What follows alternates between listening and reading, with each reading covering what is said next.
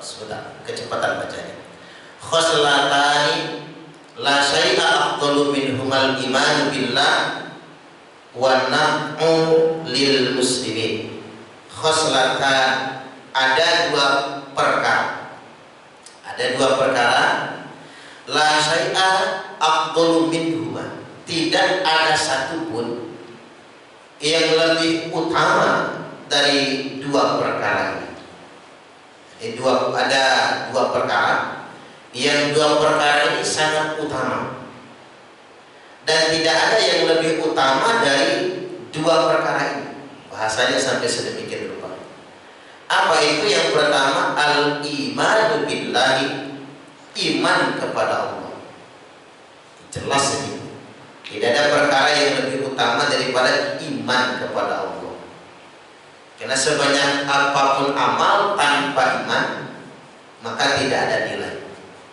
Orang sedekah emas berkarung-karung, membagikan uang bertriliun-triliun, tapi tanpa iman tak ada nilai bagi Allah. Wajar kalau disampaikan sedemikian rupa. Selanjutnya, wa naqul lil muslimin. Perkara yang kedua itu adalah bermanfaat kepada orang-orang muslim. Jadi hadis ini mengakomodir dua hal, yakni hablum minallah, bicara tentang iman. Tapi Rasul ingin kita ini beragamanya gak ngawang, bukan hanya untuk Allah, tapi ada dimensi hablum minan nasnya. Maka ditambahkan wa naqulil muslimin, selalu bermanfaat atau memberi manfaat kepada sesama saudara muslim atau kepada sesama umat manusia. Ini kalimat yang pertama. Kita membaca saja ini, habis dibaca tak terasa sedikit kita serap artinya dan jadikan ilmu hikmah.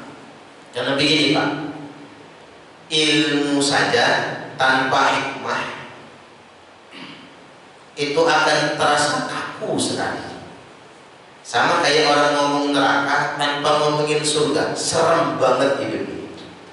Hanya ilmu juga tanpa hikmah rigid, menjadi sangat kaku, terasa sangat kasar sekali. Kadang-kadang hikmah inilah yang menyadarkan kita. Kayak contoh pernyataan begini, sesuap nasi yang engkau masukkan ke dalam perut orang yang lapar lebih baik daripada membangun 1000 masjid jami'. Itu kan keluarnya dari hukam, ahli-ahli hikmah. Sadar kita jadinya. Ternyata ada yang salah selama ini, kita cuma berlomba-lomba membangun masjid. Ini ilmu hikmah begini penting juga kita baca, kita kaji. Karena saya baru sadar dulu Nabi betul membangun peradaban itu pertamanya masjid. Dan Nabi hijrah ke Madinah, mampir di kampung Kuba, lalu Nabi bikin masjid. Dulu sih saya mikirnya Nabi itu nyusun bata, Pak, ngelempok semen gitu. Ternyata Nabi itu cuma ngejejer batu gitu, numpukin batu sama sahabat lalu nunjuk nih masjid. Jadi tanpa lantai, boro-boro keramik kan, tanpa dinding, tanpa atap. Betul peradaban umat Islam dibangun dari masjid. Tapi jadi salah ketika umat Islam hanya menghabiskan energi waktu untuk berlomba-lomba mempermewah masjid. La taqumus sa'atu hatta yatabahan nasu fil masajid. Tidak akan datang hari kiamat, kata Nabi, sehingganya umatku berlomba-lomba mempermewah masjid. Bukan ngebangun, kalau ngebangun jelas kan pahalanya gede. Yang Nabi persoalkan ada bahasa fil masajid di sini, hal yang berkenaan dengan mempermewah dan bermegah-megahan akan masjid. Itu ilmu hikmah itu pentingnya begitu, menggugah. Kadang-kadang hikmah itu datang dari orang yang tidak istimewa, Pak. Bukan ustaz gitu, bukan kiai, tapi pernyataannya itu ngeh banget gitu. Nyentuh betul di hati kita. Misalnya contoh, jangan lihat awan berjalan, tapi lihatlah jempol kaki. Itu kan ilmu hikmah itu. Kadang-kadang orang-orang yang bijak yang mengeluarkannya. Begini, orang kaya bolak-balik umroh dengan alasan rindu rumah Allah. Padahal Allah lebih rindu sama orang kaya yang berbagi dengan fakir miskin. Iya juga ya. Kok baru ngeh gitu ya? Baru ngeh kita. Iya juga ya. Daripada kita ribut kok gak bisa umrah tahun 2020 ini, mending kita berbagi dengan sesama. Uang buat umrah kita gunakan untuk menolong. Artinya sedemikian rupa. Baik, saya lanjutkan kepada kalimat berikutnya. Ini hikmah semua. Wa qala Rasulullah sallallahu alaihi wasallam, man asbaha la yadhil dzulma ala ahadin ghufira lahu ma jana. Barang siapa yang bangun subuh, man asbaha subuh-subuh sekali bangun, la yadhil dzulma, tidak punya niat menganiaya, tidak punya niat menzalimi ala ahadin, seorang pun. Niat aja gak pak mau nyusahin orang gitu, mau menzalimi orang misalnya. Ketika dia bangun subuh, maka Allah kasih dia hadiah, ghufira lahu ma jana, diampuni semua dosa-dosanya yang telah lalu. Enak juga ya, subhanallah. Pokoknya kalau baca-baca fadilah begini itu luar biasa. Ya siapa sih orang baik yang berniat, awas hari ini gua ngantem dia, awas hari ini gua mau nyusahin dia. Kan tidak ada orang-orang baik punya niat begitu. Kalau kita selalu ingin hari ini tidak akan menyusahkan orang lain. Barang siapa yang bangun pagi nggak tersisa niat dan tidak ada terbetik niat untuk menzalimi seorang pun, maka dosa-dosanya telah lalu akan diampuni oleh Allah Ta'ala.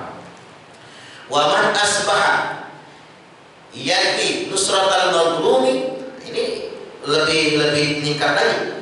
Barang siapa yang bangun subuh ada niat nusratal mazlum, menolong orang yang teraniaya.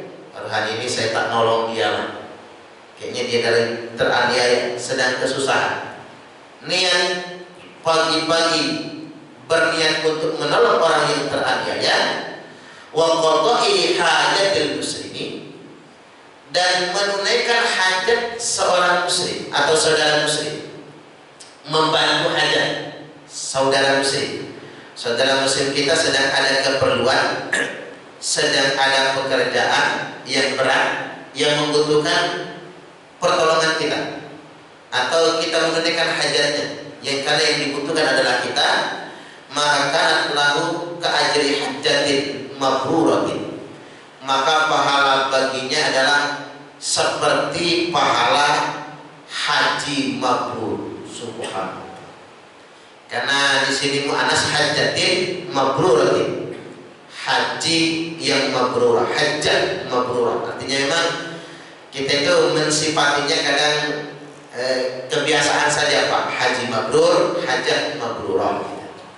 Kita kadang kembali ke orangnya, padahal di sini mabrur dan mabrurah itu kembali kepada ibadah perbuatan hajinya, bukan kepada orang yang berangkat hajinya. Jadi orang yang bangun subuh-subuh berniat untuk menolong orang yang teraniaya atau menunaikan hajat saudara muslimnya, maka pahala baginya pahala haji mabrur. Hanya kadang-kadang saya itu malas Pak isi pengajian, kadang-kadang ada racun bosannya. Cuman begitu saya nggak datang, terus ada jamaah WA gitu, udah ditungguin kok nggak datang, rasa berdosanya itu. Karena sama saja saya tidak menunaikan hajat saudara muslim sampai sedemikian rupa. Jadi minimal kalau kita malas betul karena diundang atau karena dibutuhkan, ingatlah hadis ini. Ketika kita ingat hadis ini, luar biasa pahalanya, seperti pahala menunaikan haji mabrur. Wa qala alaihi salam, lalu bersabda juga Nabi sallallahu alaihi wasallam, ahabbul ibadi ila Allah Ta'ala, hamba yang paling dicintai oleh Allah. Bahasanya lebih tinggi lagi ya Pak. Ahabbul ibad, di antara hamba yang paling dicintai oleh Allah Ta'ala adalah anfa'un nasi linnas, manusia yang bermanfaat bagi manusia yang lainnya. Manusia yang bermanfaat dan kemanfaatannya itu bermanfaat bagi manusia yang lain. Tahu hadis yang lain itu begini, riwayat Imam Al-Barqani itu khairun nas anfa'uhum linnas. Sebaik-baik manusia adalah yang bermanfaat bagi manusia yang lainnya. Kayak cita-cita orang tua itu kan, semoga menjadi anak yang bermanfaat bagi bangsa dan negara. Keren Pak. Bagi bangsa, negara dan agama. Keren kan cita-cita orang tua. Karena memang itulah manusia yang terbaik. Wa afdhalul a'mali, lalu amal yang paling utama. Karena tadi itu kan manusia hamba yang paling dicintai Allah. Selanjutnya dikatakan amal yang paling utama adalah idkhalus surur ala qalbil mu'min, memasukkan rasa gembira ke hati orang mukmin. Memasukkan rasa gembira ke hati orang mukmin. Jadi kalau kita itu bisa menggembirakan orang lain, setidak-tidaknya dengan senyuman, tabassumuka fi wajhi akhika laka shadaqah, manis wajahmu di hadapan saudaramu bagimu sedekah. Karena kan ada orang tuh pahit banget ya Pak, diajak senyum nggak senyum. Saya hari ini ngajak orang senyum, udah 3 orang saya ajak senyum nggak senyum. Tapi baru sadar kalau saya senyumnya saya pakai masker. Mungkin dia nggak ngeliat ya. Oh pantesan dia nggak senyum balik, pikir saya, karena saya ditutup masker. Jadi kita juga harus ngerti kok dia ajak senyum dia nggak senyum ya. Kita tanpa sadar mulut kita tertutup. Karena senyum itu bagian dari menggembirakan. Bahkan membuat orang tertawa juga itu bagus. Masker senyum ada. Oh iya. Membuat orang tertawa juga bagus, asal jangan berlebih-lebihan. Kan yang dilarang oleh Rasulullah terbahak-bahaknya. Baik, memasukkan rasa gembira idkhalus sururi ala qalbil mu'min, memasukkan rasa gembira ke hati seorang mukmin, entah dengan senyuman, entah dengan kata-kata, entah dengan perilaku kita. Lalu di sini ditambahkan yang rudu'an hujuan, boleh jadi kita menggembirakan itu dengan apa? Memberi makan orang yang lapar. Kembali kepada perkataan bijak Syekh Abdul Qadir Al-Jailani tadi, sesuap nasi yang kau masukkan ke dalam perut orang yang lapar lebih baik daripada membangun 1000 masjid. Itu agak banyak dikit Pak kalimatnya. Lebih baik daripada sholat malam semalam suntuk, daripada iktikaf di Masjid Nabawi sebulan penuh, lebih baik daripada puasa sepanjang tahun, memberi makan orang yang lapar. Subhanallah. Karena memang rasa lapar itu berbeda, sesuatu yang sangat menyakitkan. Makanya Indonesia itu nggak bisa lockdown, nggak bisa. Kacau Indonesia kalau di lockdown, suruh nyumput semua di dalam rumah, nggak bisa. Karena orang Indonesia sejatinya lebih takut lapar daripada takut mati. Betul nggak kira-kira? Buktinya begal Pak, nggak takut mati kan? Dia lebih takut lapar daripada takut mati. Karena rasa lapar itu sakit, menyakitkan sekali. Rasa lapar itu berkaitan dengan harga diri. Makanya Nabi memperbolehkan orang lapar mencuri. Itu boleh. Ini pengalaman pribadi Pak. Betul. Jadi kalau ada berita orang lapar mencuri, saya nangis. Karena itu pengalaman pribadi. Lapar betul Pak, betul-betul lapar. Karena dalam keadaan susah kan. Dari kemarin itu nggak makan, nggak kuat rasanya itu, gemetar badan. Jadi kemarin nggak makan, sampai malam nggak makan, besok pagi nggak makan, masih tinggal di kampus tuh. Sore nggak makan, siang nggak makan, sore nggak makan. Saya putuskan pada maghrib menyambut singkong. Maling singkong Pak. Kalau maling garong nggak berani lah, maling singkong. Begitu masuk kebun singkong mau nyebut, orangnya datang. Mau apa Mas, kata dia. Karena orangnya datang kan jadi maling. Bude boleh menyambut singkong nggak boleh, katanya lapar ya. Subhanallah, Allah selamatkan, nggak jadi maling. Karena yang punya kebun singkong ternyata ada, pikir udah pulang maghrib gitu ya. Ternyata masih ada yang kebun singkong itu. Saya merasakan pahit sedemikian rupa. Loh, ngapa saya mahasiswa UIN berani nyolong singkong? Karena ada hadisnya, kalau lagi lapar boleh nyolong, tapi sekedar untuk makan saja. Subhanallah. Jadi hadis itu sudah saya praktekkan, Pak. Subhanallah. Dan bukan kata orang. Jadi yang pahit-pahit itu sudah dialami. Tapi karena Allah selamatkan biar saya nggak jadi pencuri. Seandainya nggak ada yang punya, saya nyuri itu.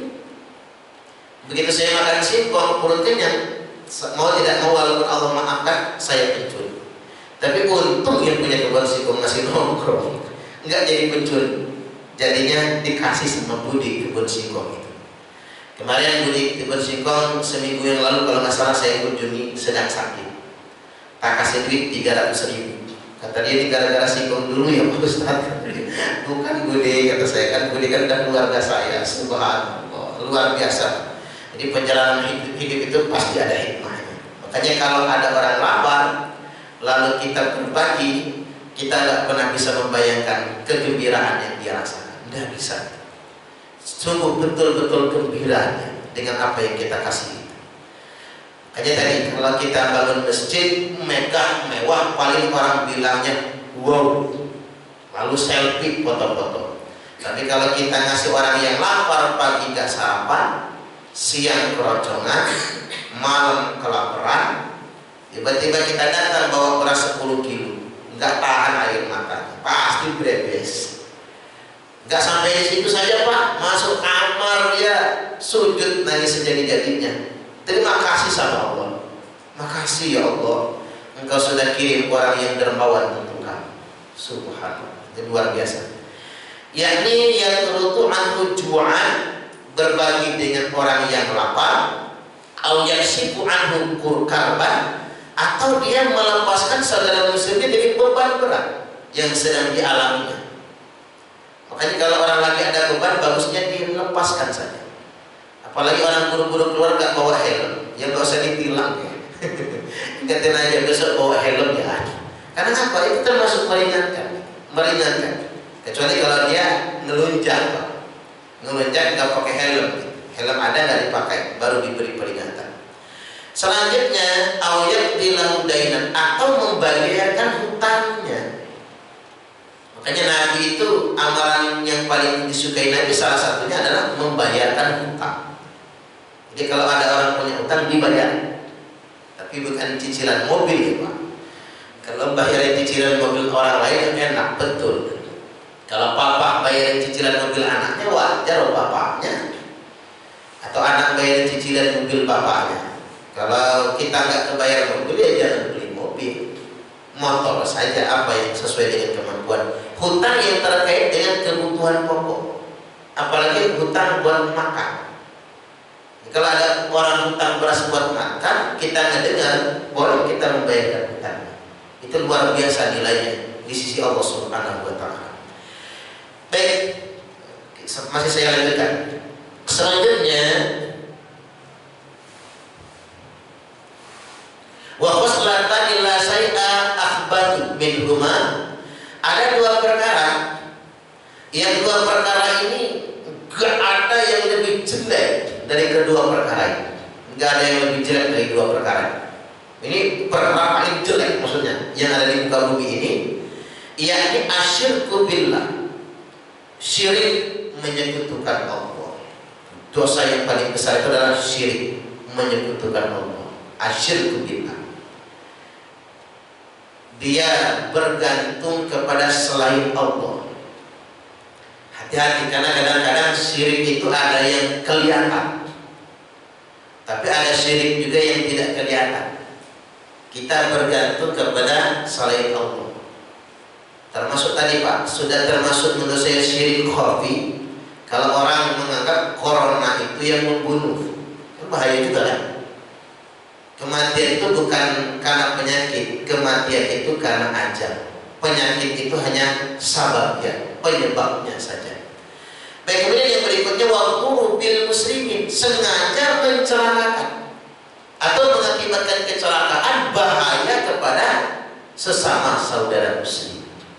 Mungkin karena faktor iri dengki atau karena kebencian. Makanya tadi orang itu kalau cuma marah wajar. Susah juga kalau kita ketemu orang nggak pernah marah, kan gak enak juga kan. Marah wajar, kesel wajar, nggak setuju wajar, berdebat panas silahkan, tapi kalau benci jangan. Karena benci itulah yang membuat orang menjadi bisa membahayakan orang lain. Karena benci itu adalah penyakit hati.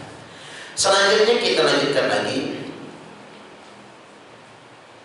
Kita sampai di sini dulu ya Pak. Sebelum kita lanjutkan, kita buka tanya jawab. Saya silakan. Pertanyaannya bebas.